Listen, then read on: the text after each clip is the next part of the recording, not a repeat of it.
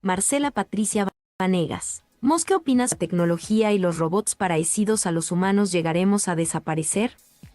Gracias. Es una pregunta que se ha estado planteando no en esta época únicamente, querida Marcela, sino que lleva aproximadamente unos 70, 80 años, cuando se empezaron a dar los primeros avances en la automatización de ciertas máquinas. Un robot es una máquina automatizada con un programa específico para una tarea muy particular. Pero eso implicaría, por supuesto, que los humanos descansaríamos en ese tiempo mientras los robots están haciendo alguna actividad. Ahora, mi opinión sobre la tecnología en términos generales representa para mí una gran herramienta y ayuda para que podamos tener, por supuesto, un tiempo libre y hacer algunas otras cosas que nos encantarían. Solo que la tecnología es una de las aplicaciones muy específicas y concretas de la ciencia y de la ingeniería.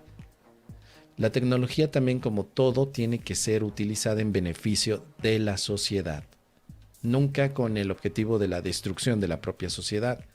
Es allí donde la tecnología necesita también de otros ángulos en cuanto a su forma de expresarse, ángulos que representan una visión de normatividad por un lado, de valoración por otro, de ética también. Es decir, tiene que haber ética. Yo no puedo utilizar una tecnología simplemente para destruir a la raza humana.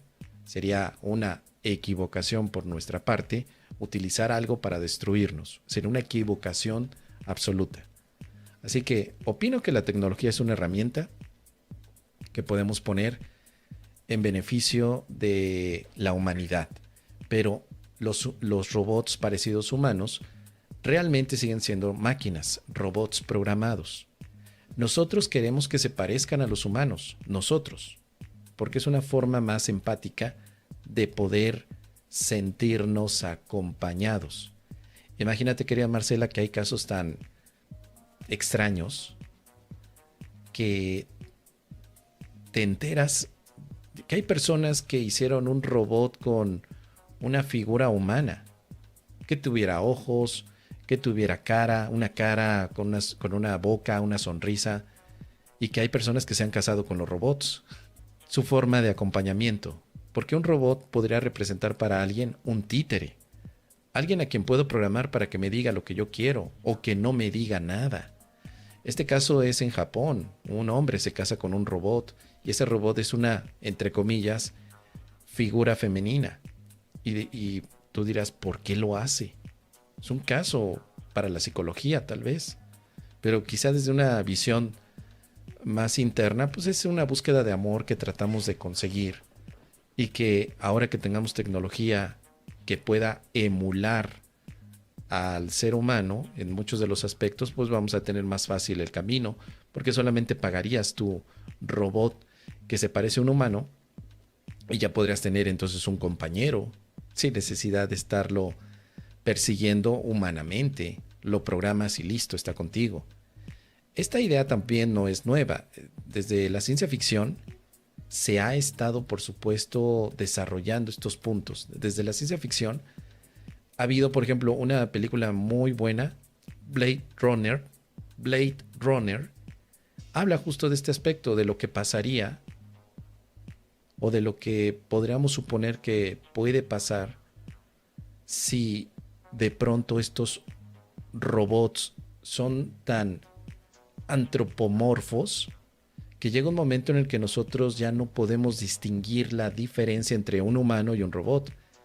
Y donde al final, si es un robot que puede ser reemplazable en piezas, en sistema operativo, en energía, que puede tener algún tipo de energía, pues entonces se puede fácilmente pensar en la extinción humana. Y esa película, Blade Runner, trata ese tema. ¿Sí? ¿Qué pasaría si de pronto tú no pudieras distinguir quién es un robot, pero todavía algo más contundente? ¿Qué pasaría si tú fueras un robot y no te hubieras dado cuenta sino hasta que te lo empiezas a cuestionar? Porque si son parecidos a los seres humanos, tendríamos que meter también el condimento de la conciencia. ¿Qué es lo que hace a un ser humano ser humano? ¿Sus partes o la conciencia que tiene de ser humano? Entonces, en este tipo de obras de ciencia ficción, que por supuesto recomiendo muchísimo, Blade Runner como película, pero al escritor Philip Dick. Philip K, o sea, con la K, Dick. Philip K. Dick es el escritor del cuento corto que se llama ¿Sueñan los androides con ovejas eléctricas? Ese es el cuento, y luego hace varios años hicieron la película Blade Runner. Como dice aquí Tomás, me gusta la primera versión. Esa primera versión donde sale Harrison Ford está basada en el cuento corto de Philip K. Dick, y él estaba tan obsesionado con la situación robótica que podría presentar la humanidad como un aspecto de una transición inesperada, que él empezaba a imaginar lo que podría suceder. Y todos los cuentos que tiene él, muchos se han hecho películas, muchísimos. Hay otra película muy famosa que se llama El Impostor, hay otra donde sale Schwarzenegger, que se llama... ¿cómo se llama esta película? ¿Cómo se llama? Bueno, lo que recuerdo, pero es una película donde Schwarzenegger es está soñando que él es un mercenario, y cuando despierta se da cuenta que él tiene otro tipo de vida, pero luego cree que su tipo de vida tranquilo es un sueño y que realmente es un mercenario. Esa película también está basada en Philip K. Dick. Luego la película también que se llama Minority Report o Minority Report con Tom Cruise también está basada en Philip K. Dick. Philip como Felipe en inglés, Philip Dick, D-I-C-K. Philip Dick. Lean todo lo que puedan de Philip K. Dick. Es un maravilloso cuentista de ciencia ficción y es tan bueno que hay más de 20 o 30 películas basadas en sus cuentos, pero lo que me gusta a mí es que te deja una reflexión. O sea, Philip no se dedica nada más a imaginar un área de fantasía o de ciencia ficción, sino también hay filosofía allí. Es buenísimo. Por supuesto, Blade Runner fue una de las primeras películas que explotaron en el conocimiento de la robótica. Hay otro punto también que puedo recomendar, que es Isaac Asimov, que también trata este tema, querida Marcela. En sus libros está una saga de libros llamado Fundación, pero el primero es el Yo Robot.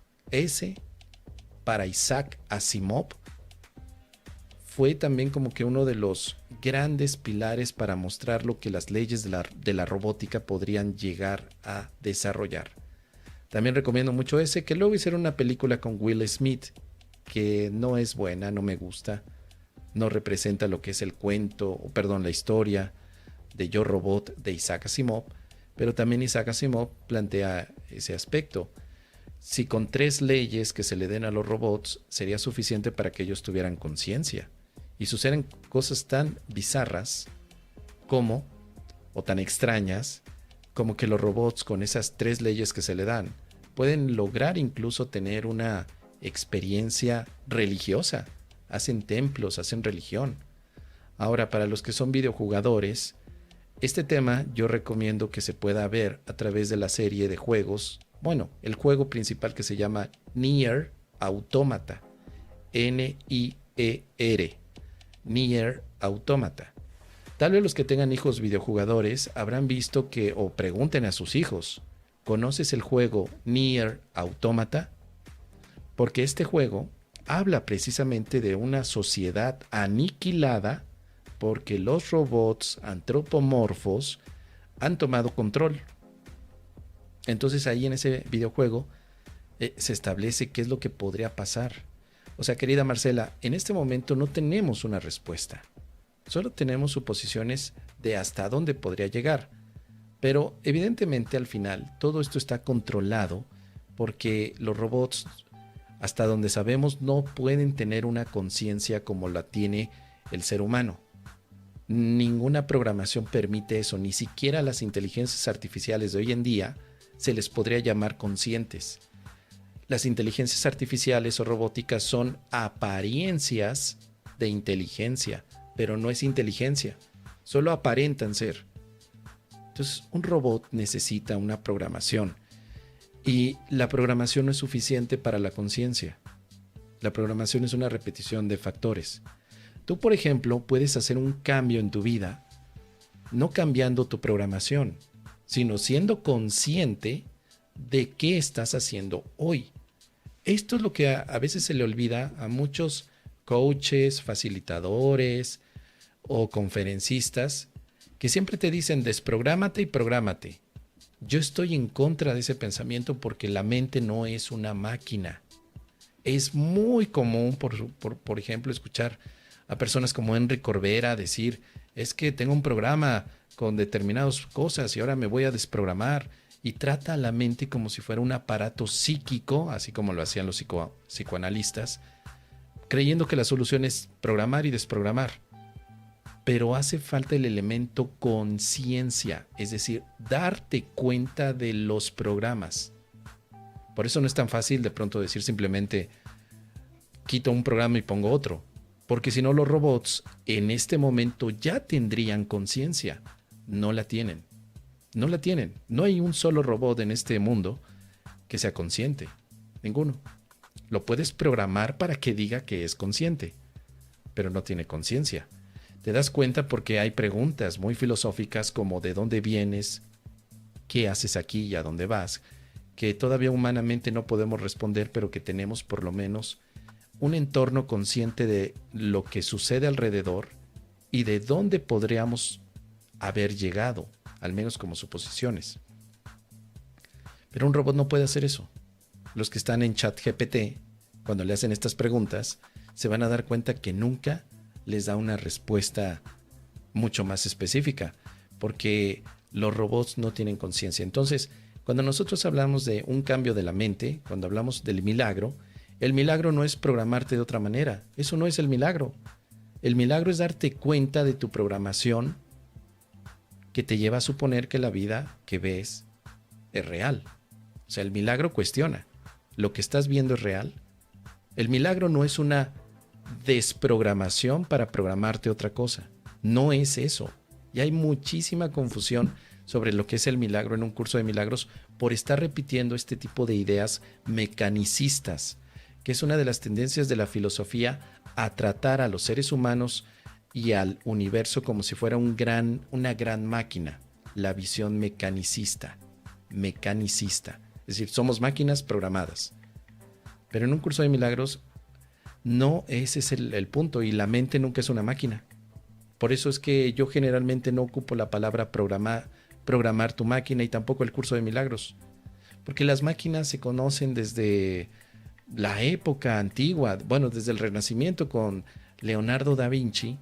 Ya teníamos proyectos y maquinaria que podría ser utilizada, por lo menos está documentado históricamente. Ya había máquinas. Da Vinci podía pensar también que el universo era toda una mecánica. Galileo Galilei establece sus leyes matemáticas considerando al universo como una máquina. Pero, en un curso de milagros, la mente no es máquina. No es programar y desprogramar, sino más bien ser consciente de lo que representa para ti la realidad y lo que no es. Así que bueno, ya tocamos aquí. Todavía hay muchas otras referencias que te podría dar, querida amiga, porque por ejemplo, está la serie Westworld de HBO Max, Westworld, donde se plantea igual el mismo tema. ¿Qué pasaría con la extinción humana si ahora las máquinas parecen tener más rasgos humanos? Ahí, esa serie tiene 4 o 5 temporadas, es muy buena, porque te plantea lo mismo que Philip K. Dick. ¿Qué pasa si tú eres una máquina y no te has dado cuenta? En el curso de milagros vemos que definitivamente no eres una máquina. Eres el Hijo de Dios, y el Hijo de Dios no tiene programación y ni la necesita. Pero cuando nos damos cuenta de la reflexión sobre lo que significaría la visión robótica, es que un robot solo sigue instrucciones que se les ha dado. Por eso yo voy en contra de simplemente seguir instrucciones. Estoy a favor de reflexionar las instrucciones. Reflexiona. ¿A dónde te lleva? Porque eso es lo que te pone como ser humano. Cuestionar, reflexionar. No somos máquinas, no somos robots. Muy bien, dice Sophie, me dejaste así. Espero que esto te ayude, querida Marcela, y gracias por tu pregunta.